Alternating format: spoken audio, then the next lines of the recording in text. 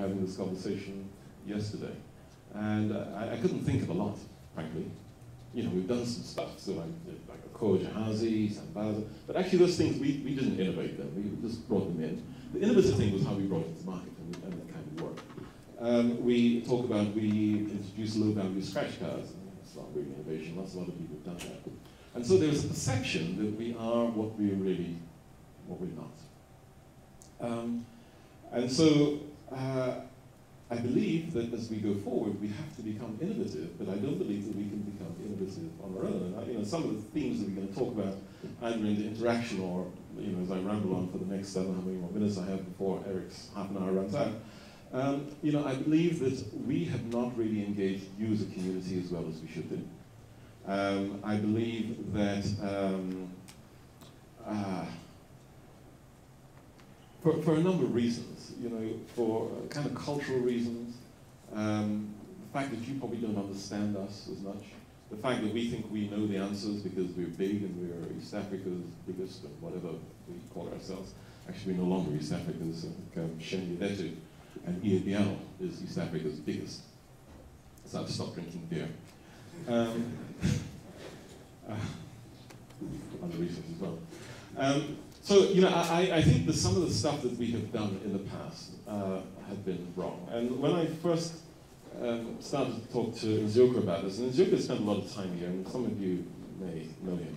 And Nzioka said to me, you have to come to iHub. You have to see some of the stuff that these guys are doing, and you have to try to figure out with them how you engage them, how you leverage them. Because I do not intend to develop and to introduce an innovation department, an R&D department. And actually we're trying to count how many people work in this so-called innovation space in the company. And we think we probably have about 40 people. And many of you may know them, many of you may hate them. Because, could you stop smiling quite so quickly?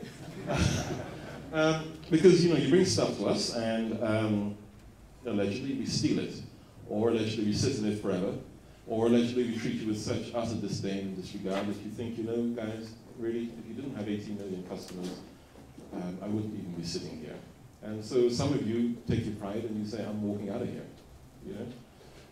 And we have to change that. And the reason why I'm here while Thibaut is here and while Ken is here, well, they're here also to answer the hard question that you guys are going to ask, but it's also because we actually want to positively engage with you guys. Now, there's some things that you're going to ask for that we can't do. There's some things that I'm going to ask from you that you're not going to be prepared to do, in which case, you know, we just need to kind of go our own ways.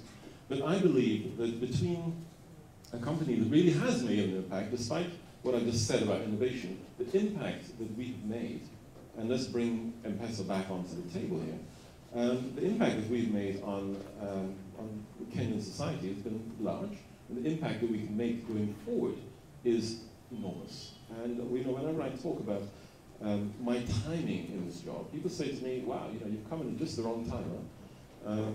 And we as a management team don't actually believe that. We think that this is the most exciting time. One, because we have to fight a fantastic commercial battle, and you know, some we win, some we lose. But it's interesting, it sharpens us up, and it makes us a lot slimmer.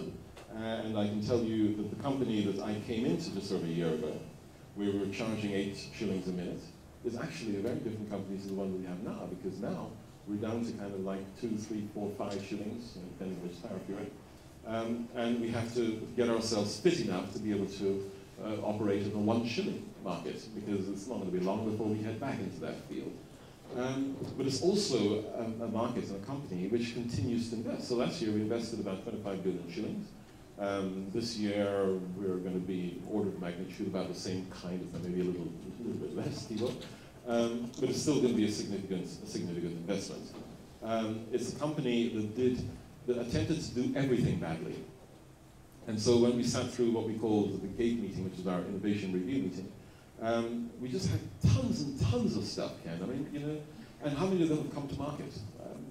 Very few, if indeed any. Because we don't know how to, is that me? It's not me. We don't actually know how to bring these things to fruition. And somebody said at the management meeting on Monday, you know, do we want to be more like Google that does lots and lots of stuff, or like Apple that only does two things. And I think Thibault was one who said, well, actually, both Google and Apple do lots and lots of stuff. It's just that they have a different approach to how they finally bring it to the market. So we believe, when I say we, I mean me and my management team, certainly I have a very firm belief that engaging with you as a community positively, where there's added value for all three of us, so that's for you, that's for us, and that's for the customers, because just developing stuff for the sake of it, I'm sure many of you do develop stuff which never actually sees the light of day, but that's the way it is. Unless we can really add value in how we do it, then we are just going to end up being like any other mobile network here in Kenya or in most of Africa, which is selling minutes and attempting to sell data. Actually, selling data really rather poorly, in my view. I don't think that we are where we. I keep moving backwards and forwards, so you have to keep pulling focus. Does that work for you? Good. So, with it, if I stop distracting myself, I'll keep my train of thought going. So that we can add value, and so that it will make sense to you, and so we can continue to keep Kenya sitting at what I would consider to be the forefront. And the phrase Silicon Savannah is one which other people have I think it was you, right? Was it you? Some magazine guy. Yeah. It's a phrase which I think is well deserved, and it's only through that partnership that we can keep moving forward. So let us talk about some of the successes and failures.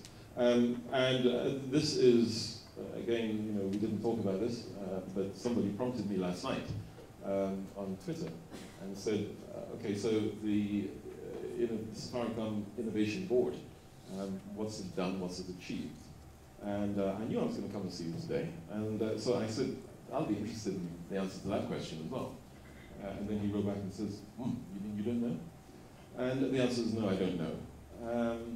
Because I don't think it has achieved as much as it could have achieved, for lots of reasons.